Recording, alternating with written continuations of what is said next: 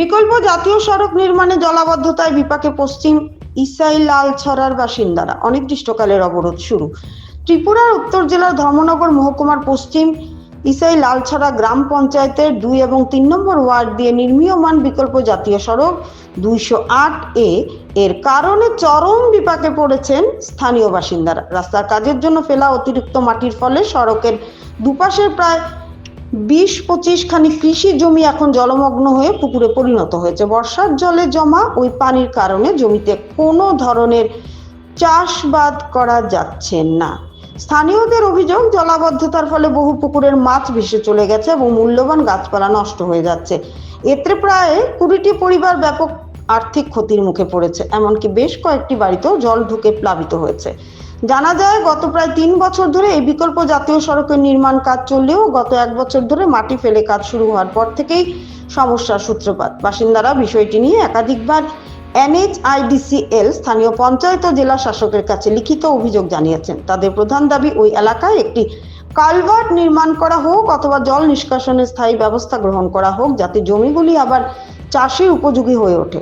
প্রায় 15 দিন আগে ক্ষুব্ধ এলাকাবাসী তাদের জ্বলন্ত দাবি নিয়ে 2 এবং 3 নম্বর ওয়ার্ডের মধ্যবর্তী স্থানে বিকল্প জাতীয় সড়ক অবরোধ করেন। নির্মাণ সংস্থার প্রতিনিধিরা এসে 1 সপ্তাহের মধ্যে সমস্যার সমাধানের আশ্বাস দিলে তখন অবরোধ তুলে নেওয়া হয়।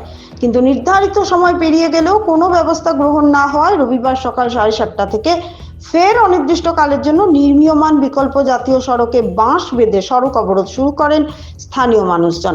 এদিন সকাল থেকে বিকেল পর্যন্ত অবরোধ চললেও নির্মাণ সংস্থা বা প্রশাসনের কোনো আধিকারিক ঘটনাস্থলে না আসায় ক্ষোভ আরও বেড়েছে। স্থানীয়দের স্পষ্ট বক্তব্য, দ্রুত স্থায়ী সমাধান না হলে তারা এই আন্দোলন অব্যাহত রাখবেন। ভানুচন্দ্রের রিপোর্ট, আসাম প্রাইম নেটওয়ার্ক। 2.5-3 খানি জমি আছে, আরও গ্রামবাসীরও আছে।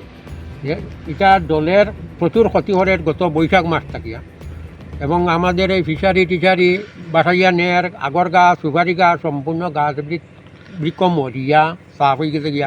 আমরা 4-5 পরিবার, আমরা এখানে কয়েক পরিবার আছি, আমরা সবাইয়ের বিরাট ক্ষতি হইতেছে এই জলে। কিন্তু আমরা তাদের কাছে জানাইছি, দিয়া দরখাস্ত দিছি, তারা কইছে যে না, তারা পারতো নাই। তারা ডিএমও সাহেবের কাছে কইছে, আমরা ডিএমওর কাছে দরখাস্ত করছি, করার পরে ডিএমও এটার কোনো চিন্তাধারা করছেন না।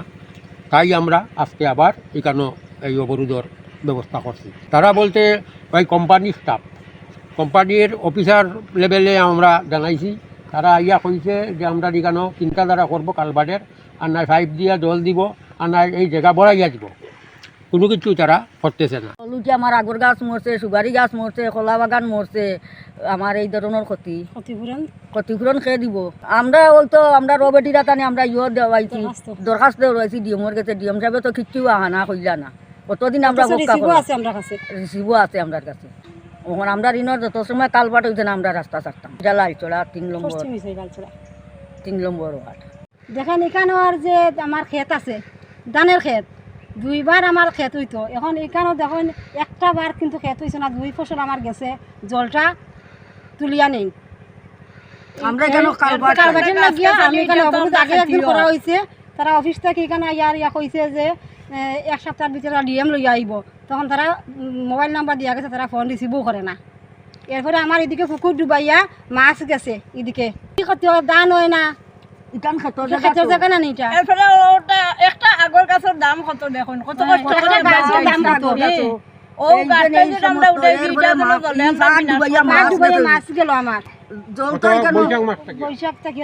বৈশাখ মাস ডিএমের কাছে দেওয়া হয়েছে, ডিএমের কাছ থেকে ডিসি বানা হয়েছে। তারা কইছে দূরত্ব অনুযায়ী কালবার দেওয়া হয়েছে। ওখান এটা তো এখন ওই তো নাই, ও নাই, ওই তো এরকমটাও হয়েছে না।